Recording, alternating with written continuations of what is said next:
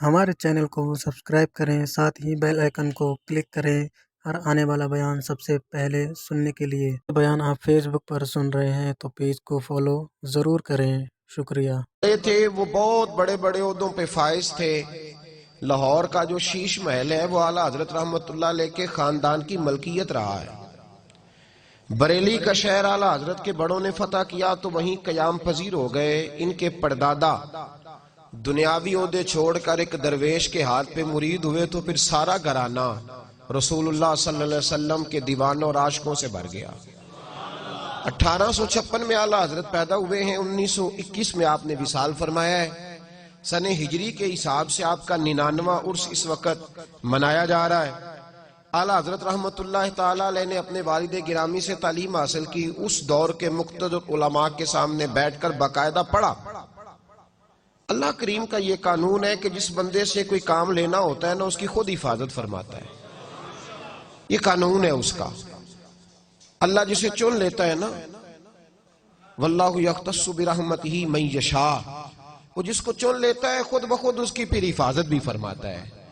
تو اعلیٰ حضرت رحمت اللہ علیہ 4 سال کی عمر میں ناظرہ قرآن پاک پڑھ گئے۔ 6 سال عمر مبارک تھی جب ممبر پہ بیٹھ کے رسول اللہ صلی اللہ علیہ وسلم کا میلاد پڑھنا شروع فرما دیا، اور آپ کی عمر 13 سال ہوئی جب تمام علوم سے آپ نے فراغت پائی۔ ہندوستان کے اندر مسلمانوں کا بسیرا تھا۔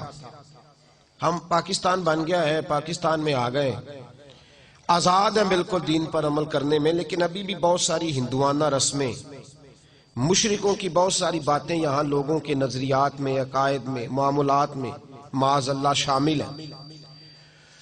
اعلیٰ حضرت رحمت اللہ تعالی علیہ ہندوؤں کے ساتھ وقت گزارتے تھے، لیکن ڈٹ کر ان کا مقابلہ فرماتے تھے۔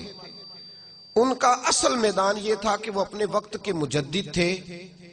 دین کے حوالے سے جب بھی کوئی گرد اڑاتا تھا تو فاضل بریلوی اس کا مقابلہ فرمایا کرتے تھے، کیونکہ بہت بڑے عالم تھے، بہت بڑے عالم تھے۔ یہ علوم کی قسمیں ہوتی ہیں، علوم کی سمجھانے کے لیے صرف عرض کرتا ہوں، جس طرح ایک آدمی ناک کا اسپیشلسٹ ہوتا ہے تو وہ معدے کی دوائی نہیں دے پاتا، اور جو آدمی آرتھوپیڈک سرجن ہوتا ہے وہ آنکھوں کی دوائی نہیں دیتا۔ یہ مختلف سبجیکٹ ہوتے ہیں۔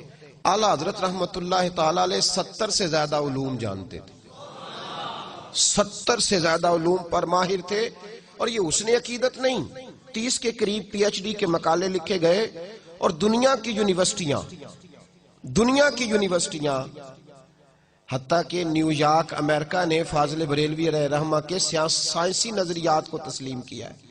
پچھلے سال ڈاکٹر عبدالقدیر خان کا مضمون روزنامہ جنگ میں چھپا تھا، پاکستان کے روزنامہ جنگ میں، آپ کے سب سے بڑے سائنسدان کا، اور ڈاکٹر عبدالقدیر خان اس نے لکھا تھا کہ میں اپنی زندگی میں جس عالم سے متاثر ہوں وہ امام احمد رضا فاضل بریلوی ہیں، اور اس نے کہا تھا وہ میری پیاس بجھاتے ہیں۔ میں جو علوم چاہتا تھا کہ مجھے قرآن و سنت کے ساتھ سائنسی علوم ملیں، وہ جب میں نے فاضل بریلوی کو پڑھا ہے تو وہ پیاس میری بجھ گئی ہے، مجھے ہر چیز وہاں سے میسر آ گئی ہے۔ اعلیٰ حضرت مقابلہ فرما، ہم لوگ نا مرعوب ہو جاتے ہیں، ہم پر روب چلتا ہے، ڈاکٹر کا بھی، انجینئر کا بھی۔ لوگ فٹافٹ کہتے ہیں جی سائنس کہتی ہے، ڈاکٹر کہتے ہیں۔ ایک تازہ فتنہ ہے، یہ کچھ ملنگوں نے، کچھ صوفیاء نے، اور کچھ جاہل ادیب اور شعراء، وہ کہتے ہیں جی سارے اسی کو مانتے ہیں۔ ہمارا ایک سابقہ وزیر اعظم بھی چلا گیا ہندوؤں کی ہولی میں، اور بھی کئی لوگ جاتے ہیں، ان کے ساتھ اٹھتے بیٹھتے ہیں۔ فاضل بریلوی کا پڑوس تھا ہندوؤں کے ساتھ، تو کسی شخص نے کہا کہ ہندو ہولی کے موقع پر مٹھائی بانٹتے ہیں، ہم نے اپنے علماء سے یہ سنا ہے کہ کافر کا ذبیحہ حرام ہے، تو مٹھائی کے اندر تو کوئی ایسی چیز نہیں ہوتی جو جانور ذبح کر کے ڈالی جائے۔